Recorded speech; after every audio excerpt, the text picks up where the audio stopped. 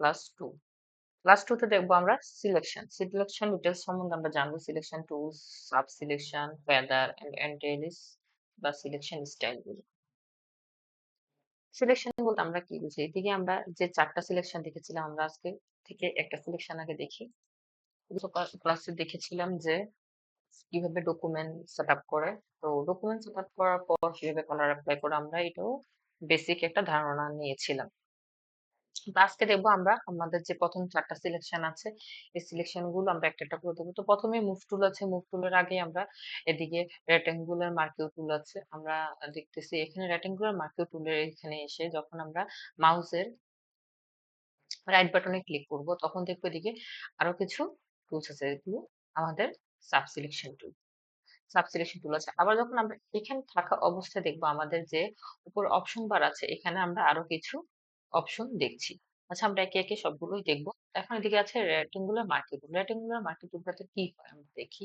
Rectangular মার্কিউ টুলটা যখন আমরা দিয়ে ড্র্যাগ করবো মাউস দিয়ে দেখেন একটা স্কোয়ার টাইপের একটা বক্সের মতো চলে আসে যেটা আমরা কিছুই ক্লিক করিনি জাস্ট মাউস দিয়ে আমরা এটাকে একটা মার্কিউ টুল একটা সিলেকশন হয়েছে। সিলেকশন হয়েছে তারটা সিলেকশন করেছে।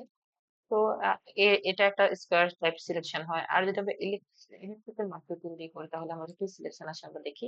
একটা ইলেকট্রিক্যাল মানে রাউন্ড টাইপের একটা সিলেকশন। আর যদি আমরা দেখি সিঙ্গেল র দিয়ে মার্কিউ টুল করি তাহলে কি আসে? এদিকে এটা সিঙ্গেল হরিজন্টাল এটা মার্কিউ টুল আসে। আর সিঙ্গেল কলাম মার্কিউ টুল দিয়ে যদি আমরা ক্লিক করি তাহলে আমাদের ভার্টিক্যাল একটা মার্কিউ টুল চলে এসেছে। তো এদিকে আমরা 4টা সাব সিলেকশন দেখলাম। এর মধ্যে যদি আমরা প্রথমটা দিয়ে একটু ট্রাই করি, প্রথমটা যদি আমরা করি যে আমাদের যে সিলেকশনটা হচ্ছে, সিলেকশনটার সাথে যদি আমরা চাই যে আমরা এই সিলেকশনটাকে সাথে আমরা আরেকটা সিলেকশন অ্যাড করব। এইদিকে আপনারা দেখেন অপশন বারে এদিকে দেখেন এদিকে আমাদের আরো 4টা সাব সিলেকশন দেখাচ্ছে। যদি আমরা এখন প্রথমটা সিলেক্ট হয়ে আছে তার মানে নিউ একটা সিলেকশন হয়েছে। আমরা যদি এড টু সিলেকশন মানে এটার সাথে একটা সিলেকশন এড করতে চাই তাহলে যদি আমরা এড করি তাহলে কি হয় আমরা দেখি। আমরা এটা ক্লিক থাকা অবস্থায় যদি আমরা আবার একটা সিলেকশন এড করি তাহলে আমাদের কি হবে? এটা এড হয়ে গিয়েছে। এটা সিলেকশন থাকা অবস্থায় এড হয়ে গেছে। যদি আমরা সাবট্রাক্ট ফ্রম সিলেকশনে ক্লিক করি তাহলে কি হয় আমরা দেখি। এই সিলেকশনের সাথে যখন আমরা আরেকটা সিলেকশন করব তাহলে কি হয়? আমাদের যে মেইন সিলেকশনটা ছিল এটা থেকে আমাদের কিছু অংশ বাদ পড়ে গেছে। সাবট্রাক্ট মানে আমাদের যে সিলেকশনটা থাকে সিলেকশনের সাথে আরেকটা সিলেকশন করলাম অতটুকু অংশ বাদ পড়ে যাবে। যতটুকু অংশ আমাদের দরকার ততটুকু রেখে বাকিটা বাদ পড়ে যাবে। তারপর যে সিলেকশনটা আছে সেটা হলো ইন্টারসেক্ট সিলেকশন। ইন্টারসেক্ট সিলেকশনের কাজ কি? ইন্টারসেক্ট সিলেকশনের কাজ হলো কমন অংশটা রেখে বাকি অংশটা দিয়ে দাও। কমন অংশটা রেখে বাকি অংশটা বাদ দিয়ে দাও। আমরা যদি অন্য সিলেকশনের ব্যাপারে আমরা এটা দেখি, একই জিনিস আমরা দেখবো। এদিকে আমরা ইলেকট্রিক্যাল সিলেকশন টুল দিয়ে একটা সিলেকশন করলাম। তো আমাদের দিকে সিলেক্ট থাকা অবস্থায় আমরা যখন আরেকটা সিলেকশন করি তখন কি হয়? এটা এড হয়ে যায়। এড হয়ে গেল। আমরা যদি মনে করি যে আমরা একটা নতুন করে সিলেকশন করি আগে, সিলেকশন করলাম। তো সাবস্ক্রাইব দিয়ে একটা সিলেকশন করলে কি হয়? আমরা একটা চা দেখে ফেললাম। সাবস্ক্রাইব দিয়ে আমরা বাদ দিয়ে চা দেখে ফেললাম। তো প্রত্যেকটা সিলেকশনে আমরা এরকম ভাবে ট্রাই করব, ট্রাই করে দেখব। তো এর মধ্যে যদি আমরা আমরা যদি কালার ইউজ করি তাহলে কি? আমরা যদি এটাতে কালার ইউজ করি, আমরা তো কালার ইউজ করি কিভাবে এটা আমরা জানি। এখানে আমাদের সিলেকশন আছে, রেড কালার আছে। আমরা যদি ব্ল্যাক কালার আছে, আমরা যদি ব্ল্যাক কালার ইউজ করি তাহলে আমাদের কি করতে হবে? আমাদের ফরগ্রাউন্ড কালার, ব্যাকগ্রাউন্ড কালার কি আমরা জানি? অল্টার ব্যাকস্পেস আমাদের ফরগ্রাউন্ড কালার। অল্টার ব্যাকস্পেস অথবা ডিরেক্ট দিয়ে আমরা ফরগ্রাউন্ড কালার ইউজ করলাম। আর যদি আমরা ব্যাকগ্রাউন্ড ইউজ করতে চাই তাহলে কন্ট্রোল ব্যাকস্পেস দিলে আমরা ব্যাকগ্রাউন্ড কালার ইউজ করতে পারবো। এখানে যে আমরা দেখতেছি এদিকে একটা সিলেকশন হয়েছে। এই সিলেকশনটা কাটার জন্য আমরা কি করতে পারি? সিলেকশনটা চলে যাবে, এখানে থাকবে না। তাহলে আমরা কন্ট্রোল ডি প্রেস করলে সিলেকশনটা চলে যাবে। কন্ট্রোল ডি প্রেস করলে সিলেকশনটা চলে যাবে। তো এখন আমাদের সিলেকশনটা চলে গেছে। তো এখন কথা হলো যে আমরা যে সিলেকশনটা চলে গিয়েছে এখন আমাদের যে এদিকে যে আমরা যে চার্টটা এঁকেছি আমরা এখন এটা সরাতে চাচ্ছি।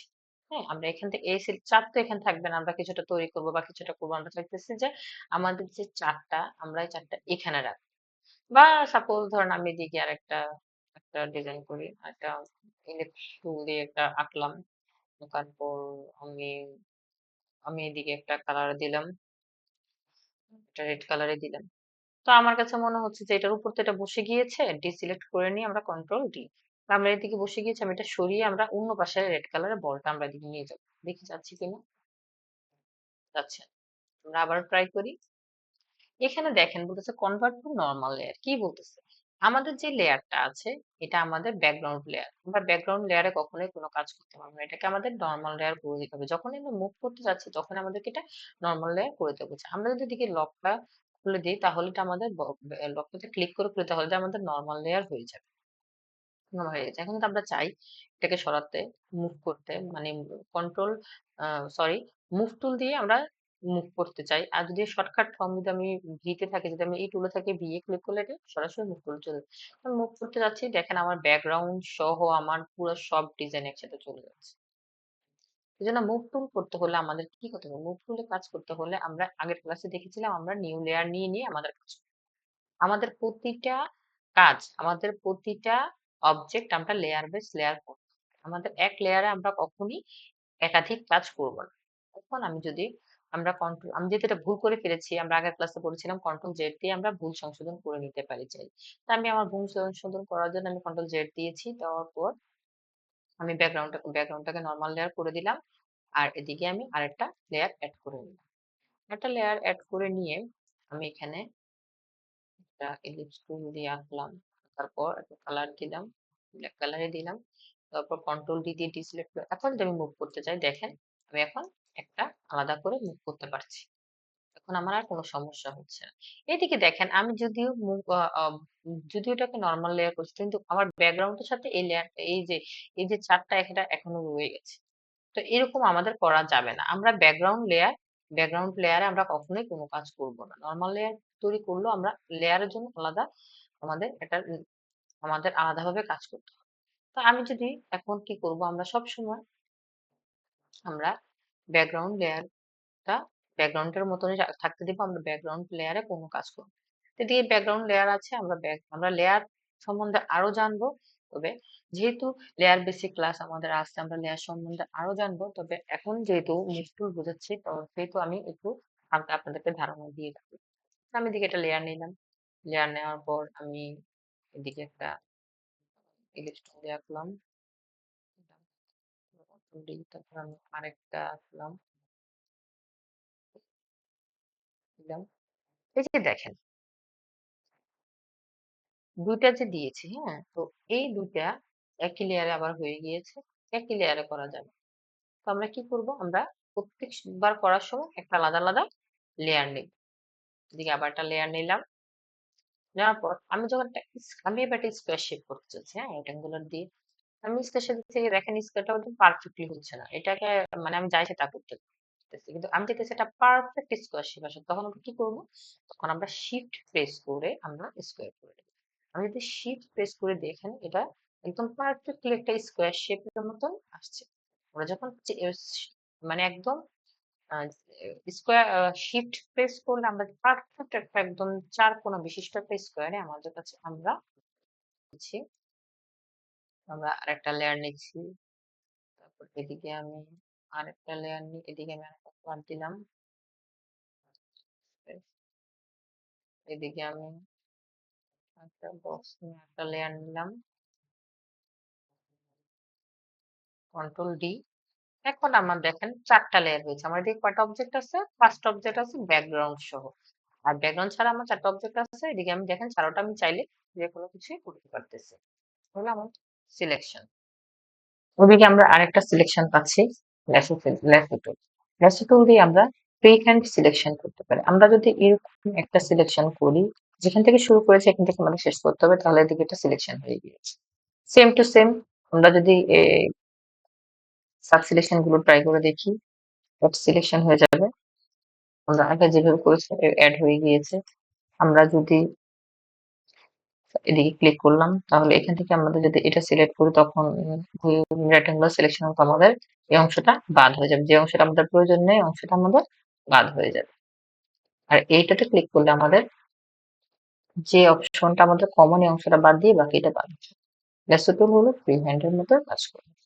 আমরা যদি পলিগনাল ল্যাসো টুল ইউজ করি, পলিগনাল ল্যাসো টুলের কাজ কি? পলিগনাল ল্যাসো টুলের কাজ হলো স্ট্রেট লাইন বের করা। আমরা যদি শুধু এই বিল্ডিংটা চাই, যে আমাদের শুধু এই বিল্ডিংটা দরকার, তাহলে আমরা এই বিল্ডিংটাতে একটা ক্লিক করলাম, ক্লিক করলাম, যেখানে শুধু স্ট্রেট লাইন ক্রিয়েট করতেছে। স্ট্রেট লাইন পলিগনাল টুল শুধু স্ট্রেট লাইন ক্রিয়েট করতে পারে। এখান থেকে আমরা শুরু করেছি, এখান থেকে আমার শুধু এই বিল্ডিংটা দরকার, আমার সিলেক্ট হয়ে গিয়েছে। আমি চাইলে, আমি যদি চাই এতটুকু সিলেকশন করতে পারি। এখন যদি আমি কন্ট্রোল যে দিয়ে এটাকে একটা ডুপ্লিকেট করে নিই, এখন আমি যদি চাই যে আমার একটা ব্যাকগ্রাউন্ড ছাড়া শুধু একটা ইমেজ আমি আলাদা সিলেক্ট করে নিয়েছি, টুল দিয়ে আমি এটা সিলেক্ট করছি, দেখাচ্ছি এটা আমি আলাদাভাবে সিলেক্ট করে নিয়েছি। পলিগনাল টুলের কাজ হলো স্ট্রেট লাইন তৈরি করা। তারপর দেখছি ম্যাগনেটিক ল্যাসো। ম্যাগনেটিক ল্যাসো টুলের কাজ হলো সে নিজে নিজে ফ্রি হ্যান্ড, সেও ফ্রি হ্যান্ড নিজে নিজে সিলেকশন তৈরি করে নেবে। যে জায়গাটায় আমার এই যে এইদিকে একটু ভুল হয়ে গিয়েছে, তাহলে আমরা কি করবো, এখানে আমরা ব্যাক স্পেসে যাব। ব্যাক স্পেসে গিয়ে আমরা আবার, আমি কিন্তু মাউস ক্লিক করছি না। আমি জাস্ট ট্র্যাক করছি, সে নিজে নিজে সিলেকশন তৈরি করে নিচ্ছে। আমার এদিকে ভুল হচ্ছে, আমি ব্যাক স্পেসে গেলাম। ব্যাক স্পেসে গিয়ে আমি আবার সিলেক্ট করতে পারবো। যে জায়গাটা মনে হবে যে আমার একটু সিলেক্ট করতে প্রবলেম আছে, এটাতে আমি ব্যাক স্পেস ক্লিক করলে এটা অটো সিলেক্ট হয়ে যাবে। সে নিজে নিজে তার উম, সে তার মতো করে সিলেকশন তৈরি করে নিচ্ছে। আমি কিন্তু মাউস ক্লিক করছি না। সে নিজে নিজে ম্যাগনেটিক টুলসটা, সে নিজে নিজে তার সিলেকশন তৈরি করে নিচ্ছে। আমি জাস্ট মাউস ট্র্যাক করছি আর সে নিজে নিজে সিলেকশন তৈরি করছে। এখানে আমার এদিকে আবার একটু ভুল হয়েছে, আমি আবার ব্যাক স্পেসে গেলাম। ব্যাক স্পেসে গেলাম, যাওয়ার পর সে নিজে নিজে এখানে নিয়ে সে আমাকে ছাড়বে।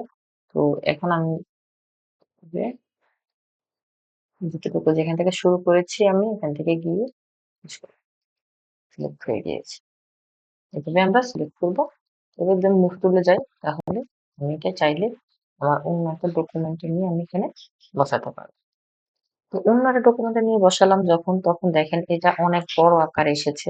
এরকম বড় আকারে চলে আসবে, তখন আমরা কি করবো, আমরা ট্রান্সফর্ম করবো। ট্রান্সফর্ম করবো কন্ট্রোল টি। কন্ট্রোল টি দিয়ে যদি আমরা ট্রান্সফর্ম করি, তাহলে আমাদের দিকে চারদিক দিয়ে কিছু পয়েন্ট এসেছে। এই পয়েন্ট গুলো দিয়ে যদি আমরা ক্লিক করি, পয়েন্ট গুলোতে আমরা যদি ট্র্যাক করি, তাহলে আমরা বাকি ইমেজকে বড় ছোট করতে পারবো। ও কর্নার পয়েন্ট গুলো আছে, এগুলোকে আমরা ক্লিক করি, তাহলে একটা সাইজ মতন পুরোটা একসাথে বড় হবে, পুরোটা একসাথে ছোট হবে। এমন ভাবে আমরা ইমেজ ট্রান্সফর্ম করতে পারি। তো আমরা এদিকে টুলস এর মধ্যে কিছু টুলস আমরা এদিকে দেখলাম। এদিকে আমাদের একটা আছে অবজেক্ট সিলেকশন টুল। আমরা যদি অবজেক্ট সিলেকশন করি, এটাতে ক্লিক করি, করে যদি আমরা পুরোটা অবজেক্ট সহ একসাথে সিলেক্ট করে ফেলি, তাহলে কি হয়, অবজেক্ট সিলেক্ট করলে সে নিজে নিজে একটু সময় নেবে, একটু সময় নিয়ে অটোমেটিক সিলেক্ট হয়ে গিয়েছে। এখন দেখেন এদিকে যে সিলেক্ট হয়েছে, এদিকে একটু বাড়তি সিলেকশন হয়ে গিয়েছে না, তাহলে আমরা এটা কি করবো, আমরা চাইলে এদিকে আমাদের কুইক সিলেকশন আছে, কুইক সিলেকশন দিয়ে আমরা সিলেক্ট করতে পারি। আমরা প্রথমে বলেছি এদিকে আমাদের সিলেকশন, আমরা এই টুলস গুলো সিলেকশন করছি। তো এদিকে দেখেন যে আমি যে সিলেকশনটা এদিকে এখন কুইক সিলেকশন নিয়েছি, আমাদের দিকে যে একটা ছোট্ট সিলেকশনটা, এটা যে ছোট হয়ে আছে, আমি যে সিলেকশনটা ঠিক করবো, এটার জন্য আমি কি করতে পারি, আমরা আবার করছি, অবজেক্ট সিলেকশন টুল দিয়ে আমরা সিলেক্ট করে নিলাম।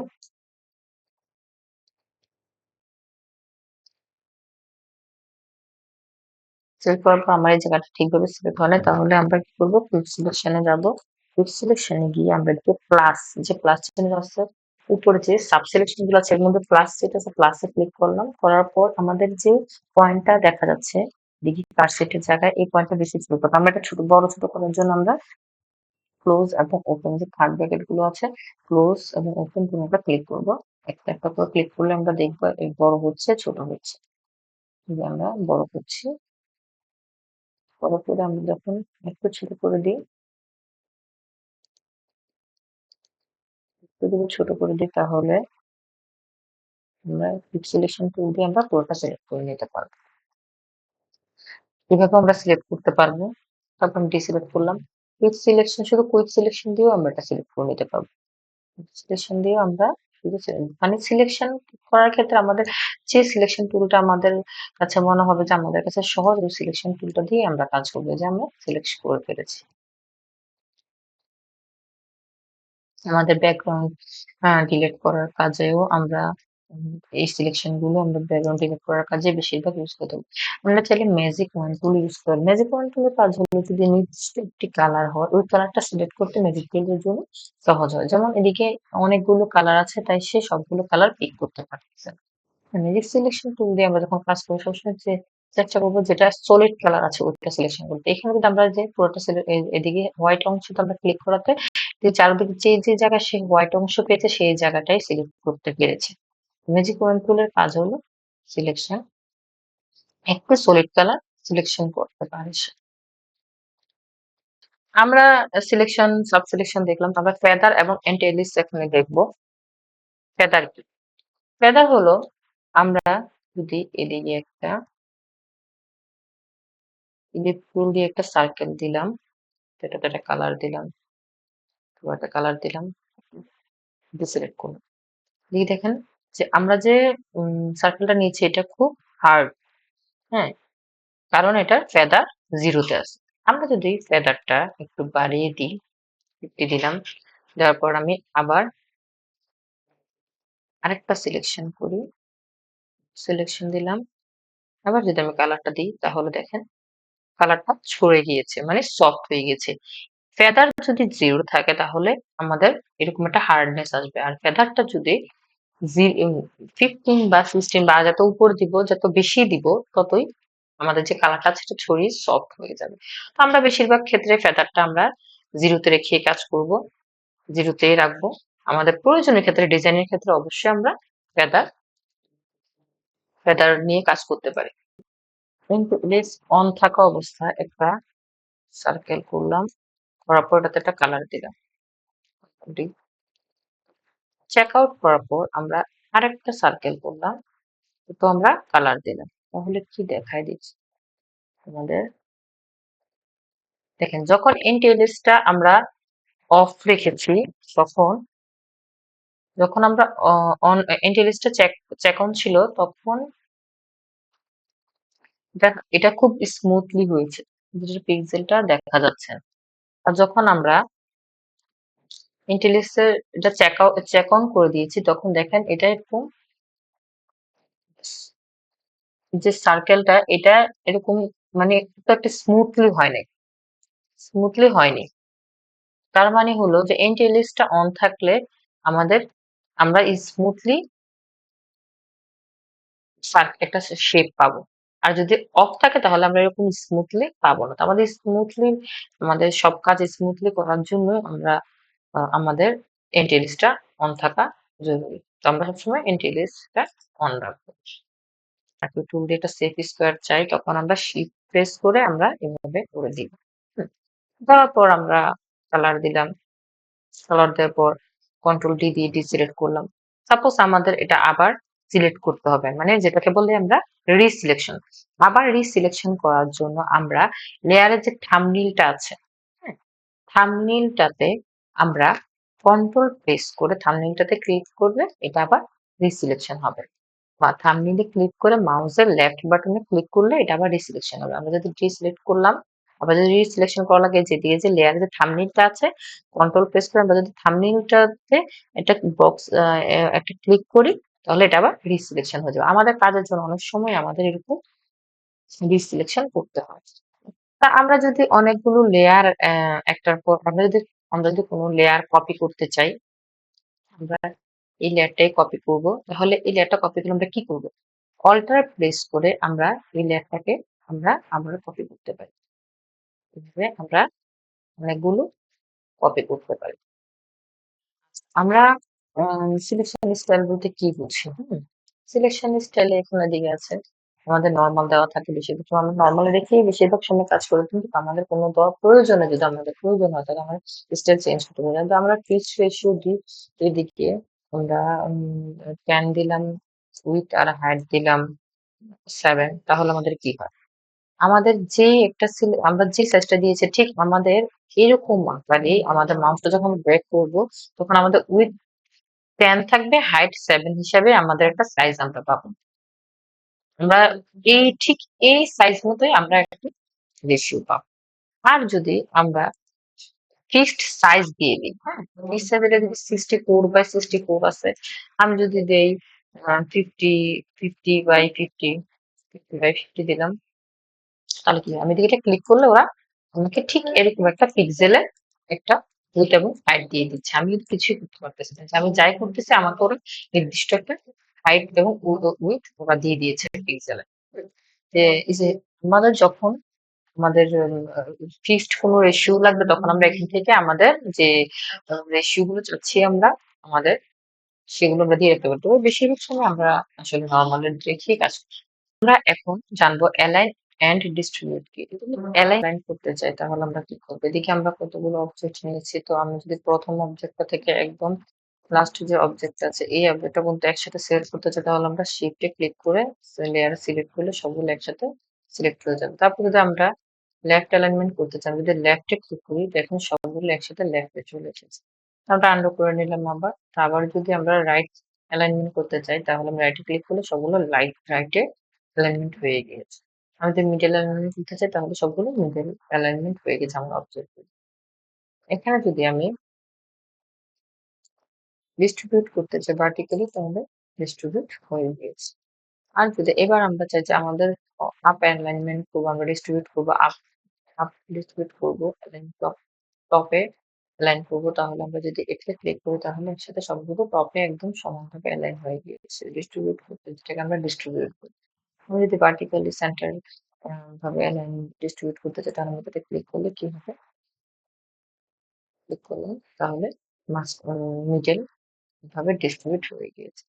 আর আমি যদি চাই যে আমার ডিস্ট্রিবিউটটা আমার ডাউন হবে অ্যালাইন বটম, তাহলে বটম যদি করতে চাই তাহলে বটমে ক্লিক করি সবগুলো বটম অ্যালাইন।